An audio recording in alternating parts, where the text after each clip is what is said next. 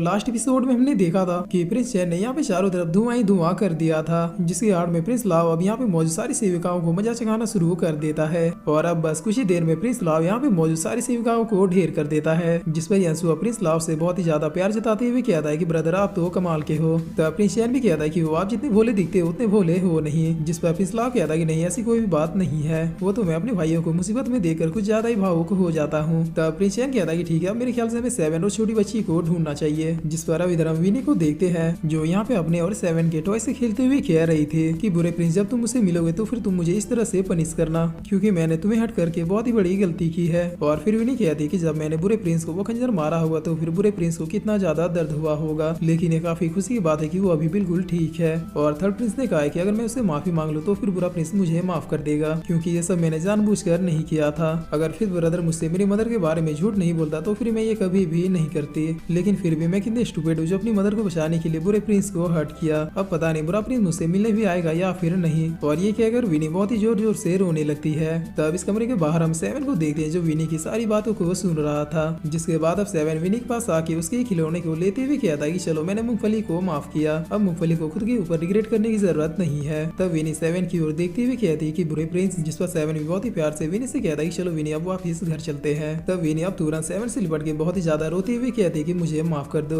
मैं अपनी मदर के बारे में सुन के बहुत ही ज्यादा डर गई थी, लेकिन आज के बाद मैं दोबारा कभी भी ऐसा नहीं करूंगी, लेकिन मेरी इस गलती के लिए पहले तुम मुझे पनिश करो। जिस पर 7 कहता है कि मूंगफली शांत हो जाओ, मैं बिल्कुल ठीक हूँ, मैंने कहा ना कि अब तुम्हें खुद को दोष देने की जरूरत नहीं है। तब विनी कहती कि क्या सच में रुको मुझे देखने दो। और ये कहकर विनी बहुत ही फनी तरीके से 7 की इंजरी वाली जगह में देखने लगती है, जिस पर 7 कहता है कि विनी उसे ऊपर करो, मैं अभी थोड़ा ऑकवर्ड फील कर रहा हूँ। तब विनी वापिस उस कपड़े को ऊपर करते हुए कहती है कि आखिर तुमने इस टाइप के कपड़े क्यों पहने हैं।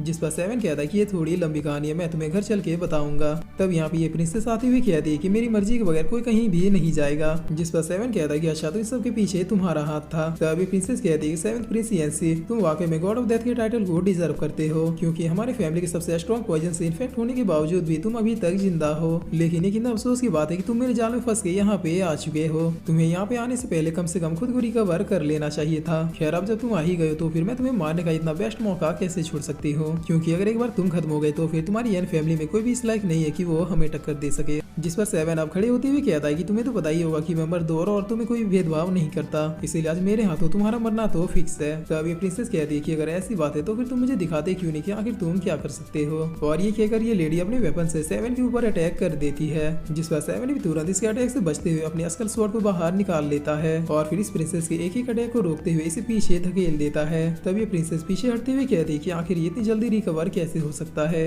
इसके फाइट करने के तरीके से ऐसा लग रहा है कि मानो ये कभी इंजर्ड हुआ ही नहीं था। जिस पर 7 अब इधर अपने कपड़े से विनी को अच्छी तरह से बांध लेता है और फिर इस प्रिंसेस से कहता है कि चलो तुम्हारा समय अब खत्म हुआ। और इतना कह के 7 तुरंत इस लेडी के ऊपर अटैक करने के लिए बढ़ जाता है। तभी प्रिंसेस भी स्माइल करते हुए अपने वेपन से 7 के वेपन को पकड़ लेती है और फिर खींचते हुए 7 को अपने पास लाके अपने खंजर को भी बाहर निकाल लेती है। लेकिन तभी 7 भी एक स्माइल देता है और फिर इसके अटैक करने से पहले इसके ऊपर अटैक करके इसे इंजर्ड कर देता है। तब ये देखकर प्रिंसेस तुरंत ही पीछे हट जाती है और फिर अपने लोगों को ऑर्डर देते हुए कहती है कि जाओ आज किसी भी हालत में 7th प्रिंस यंसी बचना नहीं चाहिए। तब इतने सारे गार्ड्स को देखकर विनी पूछते हैं कि बुरे प्रिंस क्या तुम इन सबको मार दोगे। जिस पर 7 कहता है कि इन सब का तो पता नहीं, लेकिन इस पागल औरत को जरूर मारूंगा। तब ये प्रिंसेस बहुत ही ज्यादा चिढ़ते हुए कहती है कि तुमने पागल औरत किसे कहा। और अब ये सारी गाड़ी एक साथ 7 के ऊपर अटैक करने के लिए बढ़ जाती है। लेकिन तभी यंसु अनाउंस करते हुए कहता है कि जो जहाँ पे वहीं पे रुक जाओ, क्योंकि हम तीनों ने तुम सबको चारों तरफ से घेर लिया है। तब प्रिंस लॉ कहता है कि यंसु चुप हो जाओ, वो लोग हमसे कहीं ज्यादा है। और अब अनाउंसमेंट करने के बाद ये लोग भी यहाँ पे आ जाते हैं।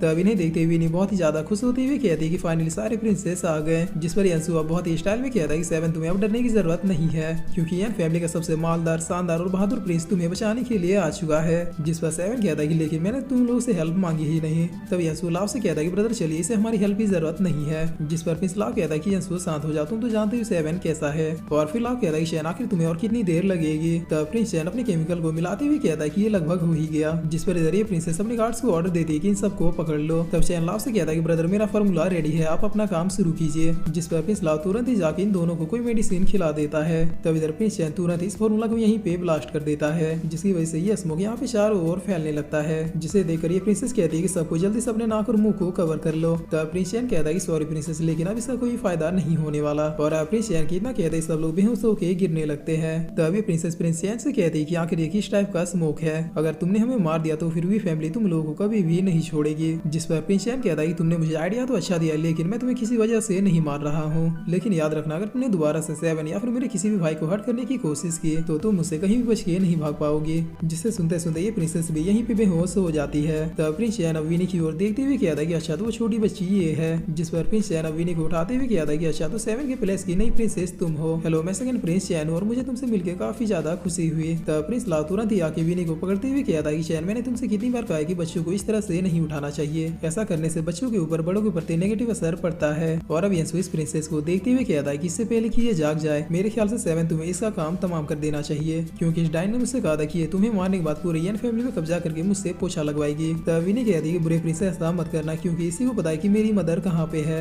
जिस पर सेवन कहता है कि अगर ऐसी बात है तो फिर हम इसी भी अपने साथ ले चलेंगे। लेकिन तभी यहाँ पे एक और पर्सन एंट्री मार देता है, जो इन लोगों से कहता है कि रुक जाओ, मेरे पास तुम लोगों के लिए एक डील है। तब सेवन इससे पूछता है कि आखिर तुम कौन हो। जिस पर प्रिंस इस पर्सन को देखते हुए अपने मन में कहता है कि धत्तेरी की ये कहाँ से आ गया। और अब ये पर्सन अपना इंट्रोडक्शन देते हुए कहता है कि मेरा नाम योनो है और मैं वी फैमिली का यंग मास्टर हूँ, यानी ये प्रिंसेस मेरी सिस्टर है। तब सेवन कहता है कि इसका मतलब तुम अपनी सिस्टर के बदले मुझसे कोई डील करना चाहते हो, लेकिन मैं तुम्हें बता दूं कि मैं इस लेडी को नहीं छोड़ सकता। जिस पर प्रिंस चैन कहता है कि सेवन वो इससे कह रहा है उसकी बातों को मान लो, क्योंकि अभी अगर उसकी और तुम्हारे बीच फाइट हुई तो फिर तुम शायद नहीं जीत पाओगे। तब योनो भी कहता है कि वो बिल्कुल सही कह रहा है, तुम अभी जीत नहीं पाओगे। जिस पर सेवन कहता है कि ब्रदर चैन, क्या आप इसे जानते हैं। तब प्रिंस चैन कहता है कि नहीं, मैं इस कसाई को नहीं जानता। जिस पर अब योनो थोड़ा गुस्सा होते हुए कहता है कि अगर तुम तीनों एक साथ भी मिल जाओ तो भी मुझे बीट नहीं कर पाओगे, इसीलिए अब तुम लोगों को फायदा इसी में है कि तुम लोग मुझसे डील कर लो। तब सेवन कहता है कि वेरी गुड, मुझे पता था कि मैं भी फैमिली से बिना किसी को मारे नहीं जाने वाला। जिस पर प्रिंस चैन कहता है कि सेवन रुक जाओ, वो वाकई में बहुत ही ज्यादा स्ट्रॉन्ग है। तब ये तीनों भाई एक साथ चैन की ओर देखते हुए कहते हैं कि लेकिन तुमने तो कहा था कि तुम इसे नहीं जानते।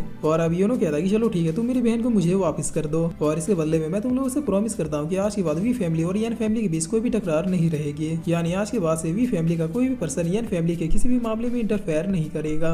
जिस पर तभी बाहर की ओर से यन फैमिली के गार्ड्स की आवाज आती है, जो चिल्लाते हुए कह रहे थे कि वी फैमिली के लोगों चुपचाप हमारे सारे प्रिंसेस को वापस कर दो, वरना हम लोग कुछ ही सेकंड के अंदर वी फैमिली में धावा बोल देंगे। तब ये सुनकर यंसु खिड़की से झांकते हुए कहता है कि फादर को पता चल गया कि हमारे साथ कुछ हुआ है और अब अगर हम लोग पकड़े गए तो फिर फादर हमें नहीं छोड़ेंगे। जिस पर योनो कहता है कि राइट, अगर तुम लोग मेरी बहन को लेकर इस रास्ते से निकलोगे तो फिर तुम्हारे फादर के रॉयल गार्ड इस बच्ची को और मेरी बहन दोनों को हिरासत में ले लेंगे। जिसके बाद क्या होगा ये तुम लोगों को तो पता ही है, लेकिन अगर तुम लोग मुझे मेरी सिस्टर को सौंप दोगे तो फिर मैं तुम लोगों को एक सीक्रेट दरवाजे से निकाल सकता हूँ। जिसे सुनकर अब सेवन भी अपना स्वॉर्ड रख लेता है।